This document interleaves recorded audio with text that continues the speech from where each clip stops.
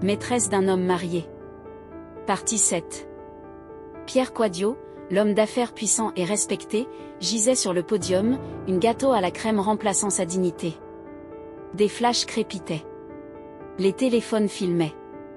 Son humiliation était désormais publique, virale, et crémeuse. Ses associés tentaient de le relever, l'air mortifié. Le ministre avait déjà quitté les lieux, un mouchoir pressé sur son nez.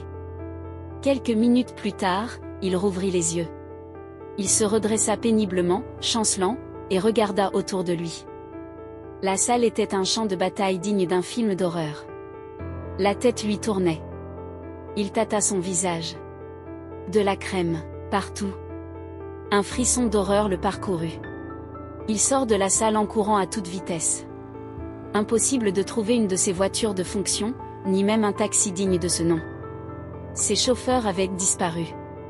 Sous le regard moqueur des badauds qui filmaient encore avec leur téléphone, Pierre Quadio fut contraint de s'entasser à l'arrière d'un pousse-pousse, son costume de marque froissé, son visage était une catastrophe. Le chauffeur du pousse-pousse, sans le reconnaître, faisait des commentaires bruyants à son téléphone. « Tu n'as pas vu le PDG là? Il est tombé, on dit que c'est les esprits. » Pierre arriva chez lui, trébuchant presque en descendant du pousse-pousse. Il poussa la grande porte de la villa. Cependant de l'autre côté. Scène départ pour les Maldives. Lieu, aéroport international Murtala Mohamed, Lagos. 7h30 du matin. Le hall est silencieux, seuls les roues des valises et les annonces d'embarquement troublent la paix. Zara, en robe très chic, lunettes de soleil oversize, marche à côté d'Amira qui est en mode estival sophistiqué, complet. Talons comme si elle allait défiler dans le duty-free. Tu réalises qu'on va faire escale à Dubaï dans une suite avec miroir au plafond? Juste pour nos ongles et des mojitos? Zara, avec un sourire en coin. Non. Mais j'essaie, et c'est plus fort. À partir de maintenant, c'est vacances. C'est vengeance. C'est déesse. Zara respire profondément. Puis regarde le ciel à travers les vitres. Maldives. Je ne sais pas ce que tu caches, mais s'il y a ne serait-ce qu'un peu de paix là-bas, je suis prête. Dans l'avion, première classe, baby. Les filles sont allongées dans des sièges plats, champagne à la main. Zara regarde un film sans vraiment le regarder. Amira lit un livre sur le mariage parfait. Un steward passe avec un plateau de macarons la durée. Amira, lève les yeux. Tu sais, je crois qu'on rencontre certaines personnes juste pour nous briser. Zara, tourne la tête vers elle. Pourquoi tu dis ça? Parce que moi aussi, avant de rencontrer Kamal, j'ai aimé un monstre. Et si je l'avais pas rencontré, je n'aurais jamais su ce que je méritais vraiment. Zara baisse les yeux. Elle sourit, doucement. Arrivée aux Maldives, villa de rêve. Lieu, île privée. Au turquoise. Soleil éclatant.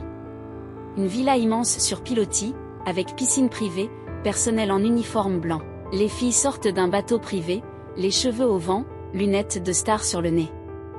Un majordome s'incline. Bienvenue à la Villa Royale. Nous avons tout préparé pour vous, mesdemoiselles. Zara, souffle, émerveillée. On est dans une carte postale ou quoi? Amira, rit. Non, ma sœur. On est dans mon mariage.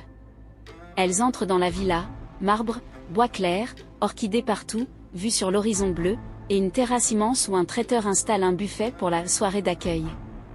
Zara pose sa valise et avance vers la baie vitrée. Elle ferme les yeux. Pour la première fois depuis des semaines, elle respire vraiment. Cependant chez Pierre. Pierre se réveille le visage gonflé. Par les piqûres d'abeilles, bien que non venimeuses, avaient fait leur effet. Puis entre dans le salon. Révéla Yara, assise sur le canapé, d'une élégance glaciale.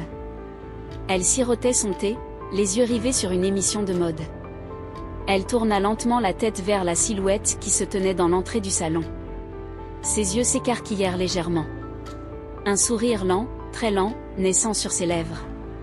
Yara, voix neutre, mais avec une pointe de malice. Tiens, tiens.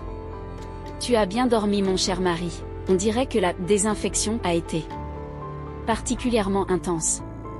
Tu as l'air rafraîchi.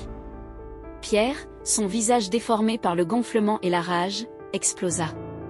Pierre, voix rauque, hurlant. Rafraîchi?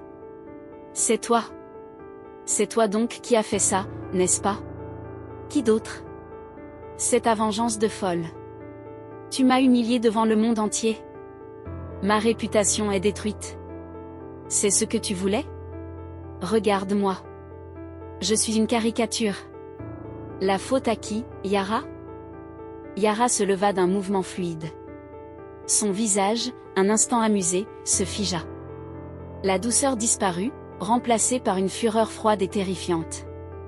À suivre. Envoyez toutes vos prières, vos pensées, et même vos restes de chance à notre pauvre Pierre. Alors, qu'avez-vous pensé de cette partie?